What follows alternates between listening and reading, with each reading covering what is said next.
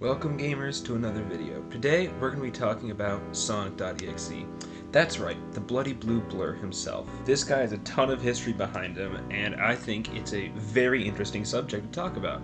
He's not necessarily the creepypasta itself, that was kind of mid, but the story behind how he's become as popular as he is today. Because somehow, against all odds, in the big 2026, he's more popular than he ever has been.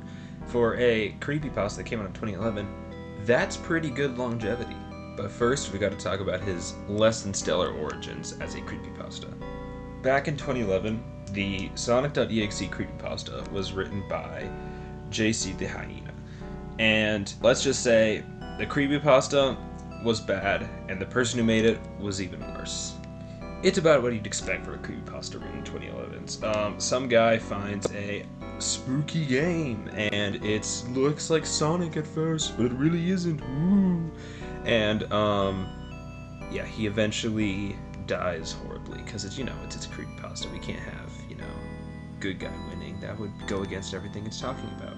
However, despite all that, it gained quite a bit of popularity on the creepypasta site, and it began to spread to other sources, such as video games. The first of which being the game made by Mist Crimson, which was really what sparked the general popularity of Sonic.exe.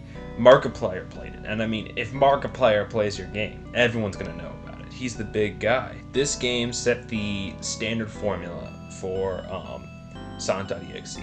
It followed the creepypasta fairly well, with it being the three different Sonic characters walking in a straight line forward and eventually, getting absolutely obliterated by the bloody blue blur. For being the first of the Sonic.exe games, it still holds up pretty well. In terms of lore, it's not super deep. Sonic.exe, or as he's often called now for this game particularly, Mist Crimson X, has captured 3 souls and put them into Sonic characters, particularly in this game, Tails, Knuckles, and Robotnik. And he puts them into his little game where he, absolutely murders them.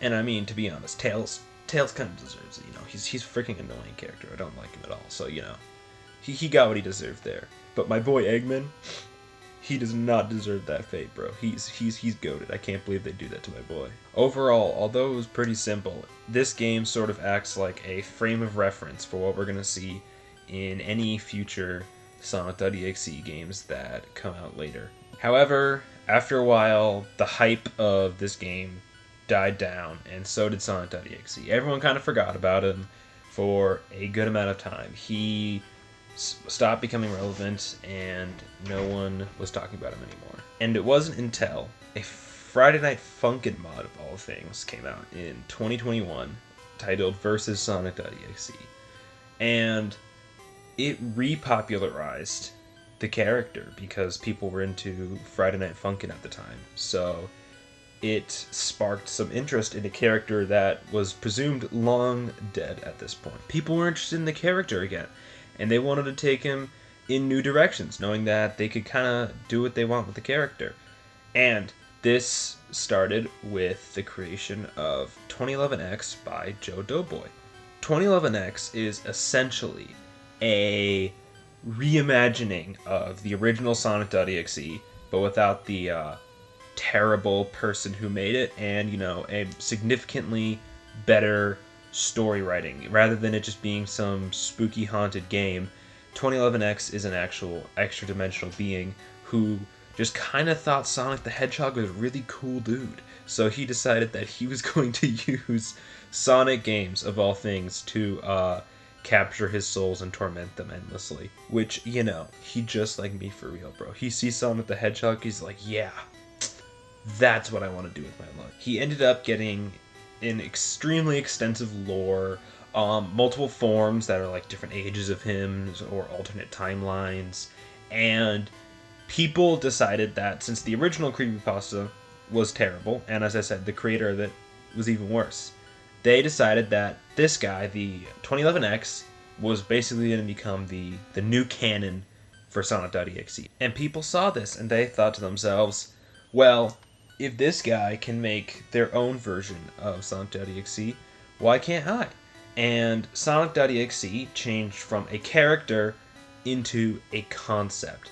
Everyone took the basic concept of spooky Sonic and decided to do whatever they wanted with it. People would make their own interpretations of said story. And this is truly where Sonic.exe became an incredibly interesting character and concept, because it was no longer just a singular story or creepypasta. It's whatever anyone wanted to do with it.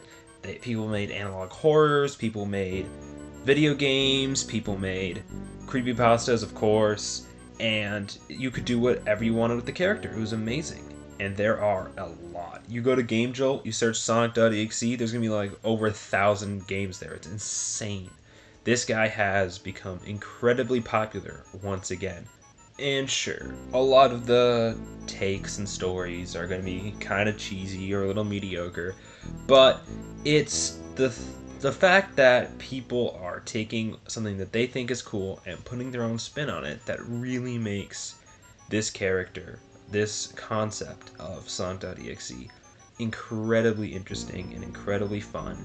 And I mean, hey, almost every single one of them involves Tails getting brutally murdered. What more could you want in a piece of fiction than that? We've went from a mediocre creepypasta that probably scared you as a child to an incredibly interesting concept that anyone can take in any direction that they want. And I think that's very beautiful, even if it is coming from a bloody-eyed blue blur. And that's all I have to say. I know this video is a bit shorter than the last one, but it's been a pretty busy week for me, and I haven't had as much time as I'd like to work on these videos. However, if you guys subscribe and do all the YouTube things, I would really appreciate it, and it encourages me to make more videos like these. And that was Sonic.exe. Thank you guys for watching. Bye for now, and GG's.